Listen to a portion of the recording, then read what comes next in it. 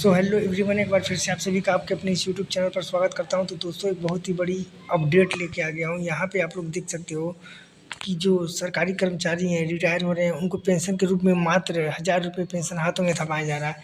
लेकिन यहाँ पे एक ऐसा मामला आया है कि यहाँ पे उससे भी कम मिल रहा है पेंशन। तो यहाँ पे देखिए क्या लिखा है कि ताउम्र पढ़ाने में गुजारी, बुढ़ापे में सम्मानजनक पेंशन को भी तरसे। मतलब कि पूरी उम्र इन लोगों ने पढ़ाने में बिता दिया, 30-35 वर्ष, 20 वर्ष, जितना भी इन लोगों ने पढ़ाया, लेकिन इनको सम्मानजनक पेंशन भी नहीं मिल रहा। मतलब कि इन लोगों को देखिए यहाँ पे कितना मिल रहा है। 70 से 80 हज़ार वेतन पाने वाले शिक्षकों की पेंशन 764 और 869.25 रुपये प्रतिमाह निर्धारित। मतलब कि जिनका सैलरी 80 हज़ार था, उनको 764 रुपये और 869 रुपये प्रतिमाह वेतन मिल रहा। तो वेतन कह रहा हूँ, पेंशन मिल रहा। तो यहाँ पे तो बहुत ही बड़ा गवर्नमेंट बेकार काम कर रही है, क्योंकि यहाँ पे कर्मचारियों को कम से कम उनका बेसिक पे का तो 40 से 50% पेंशन तो देना ही चाहिए। तो यहाँ पे देख लेते हैं पूरी खबर क्या है। यहाँ पे क्या बोला जा रहा है। बोला जा रहा है कि माध्यमिक विद्यालयों के पूरी जिंदगी अध्यापन करने वाले शिक्षक अपनी सेवानिवृत्ति के बाद सम्मानजनक पेंशन के अधिकार से वंचित हो गए हैं। यह नए पेंशन स्कीम की हकीकत नहीं, बल्कि तकनीकी कारणों से हुई गड़बड़ी है। इसका नतीजा यह हुआ कि सेवानिवृत्ति के वक्त जिन शिक्षकों को 70 से 80 हज़ार रुपये प्रतिमाह वेतन मिल रहा था, उनकी पेंशन 764 रुपये और 869 रुपये प्रतिमाह फिक्स हुई है।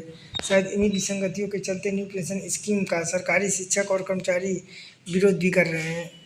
ऐसा नहीं है कि अपने हक के लिए इन शिक्षकों ने कोई आवाज़ नहीं उठाई। विभागों के चक्कर लगाकर सभी की चप्पलें तक घिस गई, लेकिन कोई सुनवाई नहीं हुई।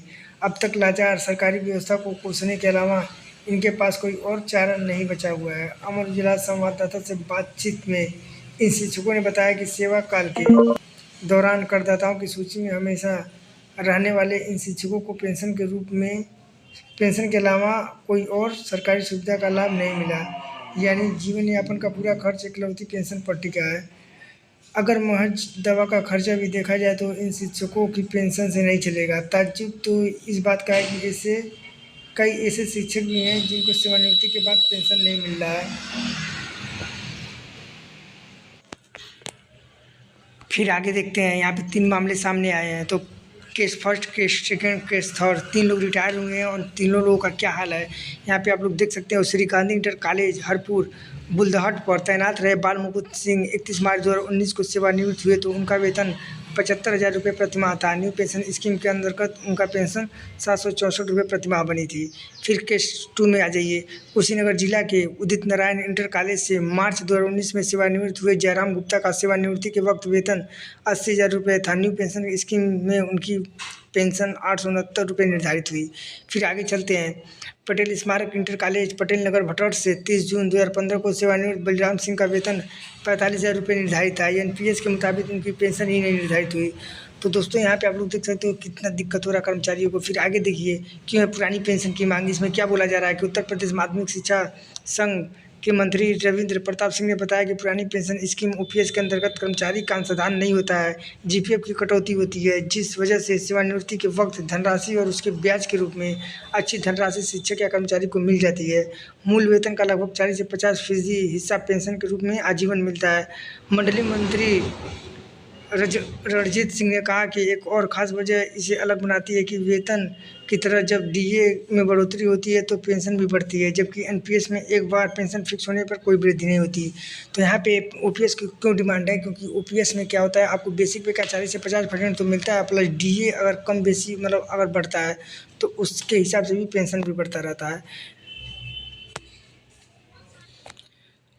अब देखिए ये बोला है कि कहाँ से हुई दिक्कत। यहाँ पे देखिए 11 से 13 साल के सेवा के दौरान इन शिक्षकों ने न्यू पेंशन स्कीम के अंतर्गत होने वाले अंशदान में या तो कटौती ही नहीं हुई, या जहाँ कटौती हुई वहाँ पूरे सेवाकाल के दौरान इन शिक्षकों ने ध्यान नहीं दिया। मगर सवाल उठता है कि एनपीएस के कटौती में अंशदान तो सरकार भी देती है, तो अकेले शिक्षक इसके लिए जिम्मेदार कैसे हुए। तो यहाँ पे जैसे जो भी अंशदान एनपीएस पे करता है उसका कुछ अंश गवर्नमेंट भी देती है। और यहाँ पे देखिए आप लोग क्या बोला जा रहा है कि क्या है नियम, जो कि मैं आपको पिछली वीडियो में बता चुका हूँ कि नियम इसमें क्या है। एनपीएस का रूल ये है कि आपका जो भी पैसा जमा होगा उसका 60% गवर्नमेंट आपको दे देगी और बचा 40% पे आपको शेयर मार्केट में लगा के आपको पेंशन देती है। तो ये है नियम यहाँ का। फिर आगे देखिए यहाँ पे क्या बोल दिया है ज्ञानेंद्र सिंह भदौरिया ने ये बताया कि एनपीएस से जुड़ी किसी भी समस्या के समाधान के लिए निस्तारण के लिए आप कार्यालय के लेखा विभाग में एक पटल बनाया गया, जहां आप अपनी शिकायतों का शासन के निर्देशानुसार निवारण के लिए आप वहां पे शिकायत कर सकते हैं और वहां पे आप लोगों की शिकायतों का समाधान जरूर किया जाएगा। तो गाइज मिलते हैं नेक्स्ट वीडियो में, तब तक के लिए जय हिंद, वंदे मातरम।